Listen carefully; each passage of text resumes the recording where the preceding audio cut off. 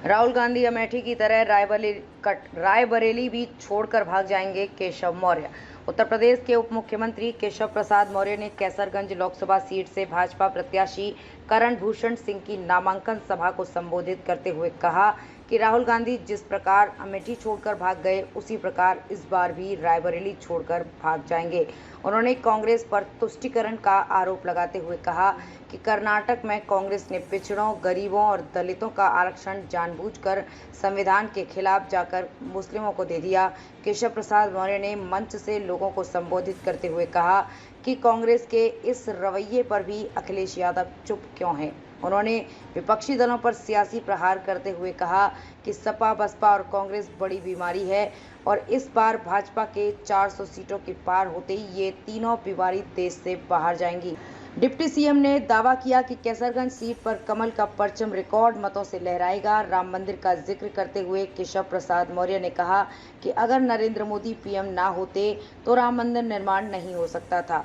उन्होंने राहुल और अखिलेश को आड़े हाथों लेते हुए कहा कि जिन्होंने प्रभु श्री राम को काल्पनिक बताया, उन्हें श्री राम लला प्राण प्रतिष्ठा का न्योता मिलने के बावजूद वे लोग अयोध्या कार्यक्रम में नहीं गए। उन्होंने कहा कि जिन्होंने राम को ठुकरा दिया है, जनता 2024 के लोकसभा चुनाव के परिणाम में उन्हें ठुकराकर उनका सुपड़ा साफ कर देगी। केशव यही नहीं रुके, उन्होंने अखिलेश के पीडीए का अर्थ परिवार डेवलपमेंट अथॉरिटी बताते हुए कहा कि कांग्रेस के साथ गठबंधन करने वाली समाजवादी पार्टी आखिर ओबीसी, दलित और गरीबों के कांग्रेस द्वारा आरक्षण छीने जाने पर चुप क्यों है। मोदी सरकार की तमाम जनकल्याणकारी योजनाओं का बखान करते हुए भाजपा को भारी बहुमत से जिताकर तीसरी बार नरेंद्र मोदी को पीएम बनाने की अपील की। आपको मौका क्यों नहीं मिला? आपने रामलला का निमंत्रण ठुकराया है। ये लोगों ने रामलला का निमंत्रण ठुकराया है। 2024 में उन्हें ठुकरा दो। ठुकरा दोगे? 2024 में उन्हें ठुकरा दो। आप सब जानते हो 2014 से पहले ये जितने भी मच्छी नेता है, ये वोट मांगने के लिए जाते थे तो जालीदार टोपी लगा के जाते थे। जाते थे कि नहीं जाते थे? आप बताइए 2014 के बाद किसी को जालीदार टोपी लगा के वोट मांगते हुए देखा है क्या? ये क्यों हुआ? क्योंकि आपने कमर गिरा दिया, माननीय नरेंद्र मोदी जी को पूर्ण बहुमत से देश का प्रधानमंत्री बना दिया। अगर आप चाहते हो ये मुख्तार अंसारी जैसे माफिया की कब्र पर फतिहा पढ़ने न जाए और जब भी समय आए तो रामलला की देहरी पर मस्तक झुकाने के लिए आने के लिए विवश होना पड़े।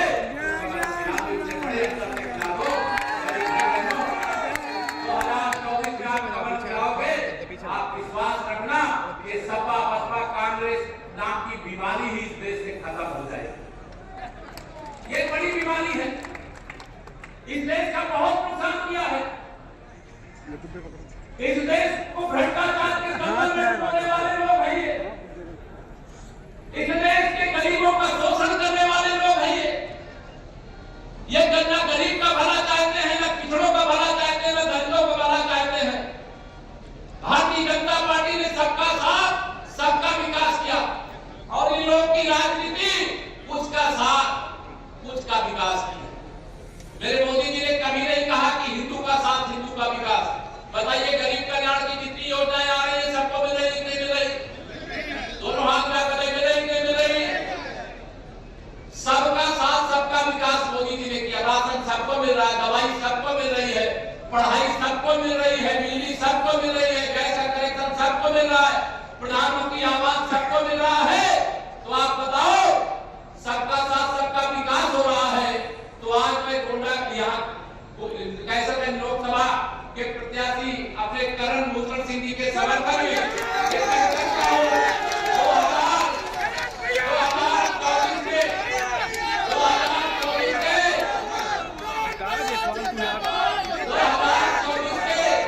लोकसभा चुनाव में पहले मैं नारा लगाता था 100 में 60 हमारा, 40 में बंटवारा है, बंटवारे में भी हमारा है। लेकिन आज मैं नारा लगा रहा हूं 100 में से 80% हमारा है, 20% में बंटवारा है, बंटवारे में भी हमारा है। हमने सबका साथ, सबका विकास किया है। अगर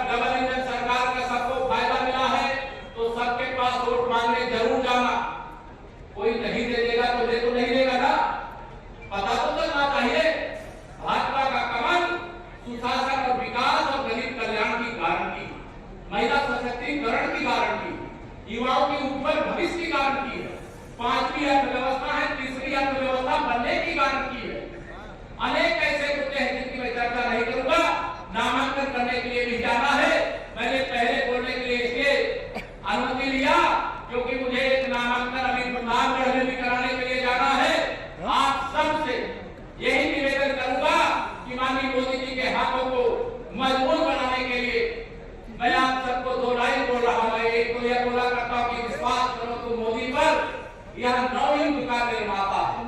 ऐसा नेता इस धरती पर एक बार ही आता है। दूसरा हर घर में खुशहाली पहुंचे, हर घर में खुशहाली पहुंचे और इतना फर्ज निभाना है, बाकी सब मोदी कर देंगे। तुम्हें कमर का बटन दबाना है, निकाल वोटों से नहीं बनाना है, विपक्ष का जो भी प्रत्याशी हो उसकी जमानत जब्त कराना है। यही प्रार्थना करके भारी मतों जिताइए। बीच में जब अवसर मिलेगा विस्तृत सभाओं में आएंगे। आज इतना ही निवेदन करके बहनों और मेरे पत्रकार मित्रों, 2024 की लोकसभा चुनाव में करण भूषण जी के समर्थन में इस नामांकन सभा में मैं पूरे जिम्मेदारी से कह सकता हूं कि 2014 में तो मोदी जी की लहर थी, 2019 में मोदी जी की आंधी थी, लेकिन 2024 में मोदी जी के नाम की सुनामी है। इसलिए कैसरगंज लोकसभा से उत्तर प्रदेश की जो रिकॉर्ड वोटों से जीतने वाली सीटें होंगी, उसमें करण भूषण जी को भी रिकॉर्ड वोटों से विजयी बना करके यहाँ की जनता अपना आशीर्वाद देकर सत्ता बसपा कांग्रेस का यूपी में खाता खुलने वाला नहीं है। उनको ये मालूम है कि अब सपा समाजवादी पार्टी, बसपा बिल्कुल समाजवादी पार्टी और कांग्रेस मुक्त भारत होने जा रहा है। आज मैंने देखा सुबह जब आ रहा था, बहुत सारे पत्रकार मित्र बताने लगे कि राहुल गांधी जी अमेठी से प्रत्याशी घोषित हो गए, पूरे रायबरेली से घोषित हो गए। मैंने कहा अमेठी छोड़ करके भाग गए क्या? तो बताए हाँ अमेठी छोड़ करके भाग गए, रायबरेली आ गए हैं। हमने कहा 2024 को रायबरेली भी छोड़ करके भाग जाएंगे और कमल का फूल इस बार अमेठी में भी खिलेगा और रायबरेली में भी खिलेगा। मेरे भाई बहनों, 2024 के लोकसभा चुनाव में एक तरफ भ्रष्टाचार के दलदल में डूबा हुआ विपक्षी गठबंधन है, दूसरी तरफ माननीय नरेंद्र मोदी जी के नेतृत्व में भारतीय जनता पार्टी का गठबंधन है। एक देश के अंदर पूरे नारा लग रहा है 4 जून को 4 बजे 400 पार, फिर एक बार प्रचंड बहुमत की मोदी सरकार। इस लक्ष्य को लेकर के आप सबको मैं आह्वान करना चाहता हूँ, करण भूषण जी को आदरणीय ब्रजभूषण जी भी कार वोटों से जीते, लेकिन परिस्थितियों के कारण उन्होंने अपने युवा पुत्र को यहाँ से सांसद बनाने के लिए पार्टी के आदेश से जो फैसला हुआ है उसका सब लोग ताली बजा करके स्वागत करिए। और करण भूषण जी क्योंकि उनकी आयु अभी कम भी है, इसलिए आप सब उनको अपना आशीर्वाद दीजिए। आकर के परम आनंद हो रहा है। लेकिन मैं आप सबको कहना चाहता हूँ, ये सपा और कांग्रेस का यूपी में गठबंधन है। इन्होंने 2017 में भी गठबंधन किया था विधानसभा के चुनाव में। समाजवादी पार्टी सत्ता में थी और 47 पर सिमट गई थी। कांग्रेस पार्टी के मुक्ति का अभियान शुरू हो गया था। 2024 में ये फिर गठबंधन करके आए हैं और पूरे देश के अंदर एक दुष्प्रचार कर रहे हैं कि अगर माननीय नरेंद्र मोदी जी 400 सांसदों के साथ देश के प्रधानमंत्री बन जाएंगे तो संविधान खतरे में पड़ जाएगा, लोकतंत्र खतरे में पड़ जाएगा। अरे आईसीयू में पड़े हो सपा बसपा कांग्रेस के लोग, लोकतंत्र के पुजारी पर आरोप लगाते हो। जो पहली बार सांसद चुने जाने के बाद लोकतंत्र के मंदिर यानी संसद भवन में प्रवेश करने से पहले वहां पर माथा टेका था, याद है कि नहीं? सब लोग को याद है। उनको कहते हो लोकतंत्र के कारण खतरे में पड़ जाएगा। उन्होंने कहा आज से मेरा एक ही प्रधानमंत्री के रूप में धर्म ग्रंथ है जो बाबा साहब भीमराव अम्बेडकर जी का लिखा हुआ संविधान है, वही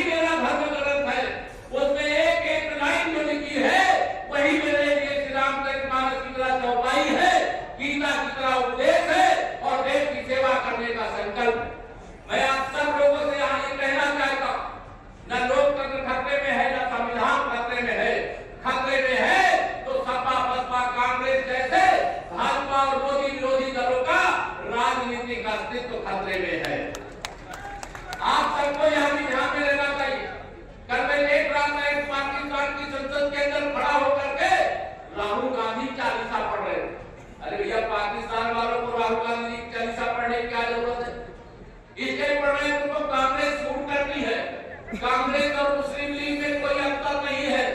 कांग्रेस ने ही पाकिस्तान को थाली में सजा करके, जिसे हम पीओके कहते हैं, पाकिस्तान को सौंपने का अपराध किया है और देश इसके लिए कांग्रेस को कभी क्षमा नहीं कर सकता है। कांग्रेस ने ही जम्मू कश्मीर में अनुच्छेद 370 लगाने का बात किया। हमारे हजारों सैनिक और नागरिक वहां बलिदान हो गए, बर्बाद हो गए। लेकिन आज आपने माननीय नरेंद्र मोदी जी के नेतृत्व जब बहुमत दिया तो उस बहुमत के बाद 370 हट गई। बताइए, हट गई कि हट गई? दोनों हाथ से हट गई कि हट गई? 370 हट गई और 370 हटने के बाद आतंकवाद का अंत भी हो गया। ये मोदी की गारंटी का परिणाम है। अभी यहाँ हमारे इंडिया के पूज्य सत्यचरण सब यहाँ पर विराजमान है। 500 साल से श्री राम जन्मभूमि पर भव्य मंदिर निर्माण की लड़ाई चल रही है। मैं भी एक राम भक्त कार सेवक के रूप में उस आंदोलन का हिस्सा रहा हूँ। लेकिन अगर माननीय नरेंद्र मोदी जी देश के प्रधानमंत्री नहीं बनते तो क्या रामलला का भव्य मंदिर आज हम सब अपनी आंखों से देख पाते? क्या दोनों हाथ करके देख पाते? क्या आप सबने माननीय मोदी जी को अपना आशीर्वाद दिया, उनको देश का प्रधानमंत्री बनाया और देश का प्रधानमंत्री बनाया उन्होंने 370 भी हटाया, रामलला का भव्य मंदिर भी बनाने का काम किया। ये सपा बसपा कांग्रेस के लोग एक ही इनका लक्ष्य है, भाजपा को किसी तरीके से रोको, क्योंकि भारतीय जनता पार्टी भ्रष्टाचार करने वालों को बख्शेगी नहीं। आने वाले 4 जून के इंतजार में यह सब घबराए हुए हैं। कुछ जेल जा चुके, कुछ जवान पर घूम रहे हैं।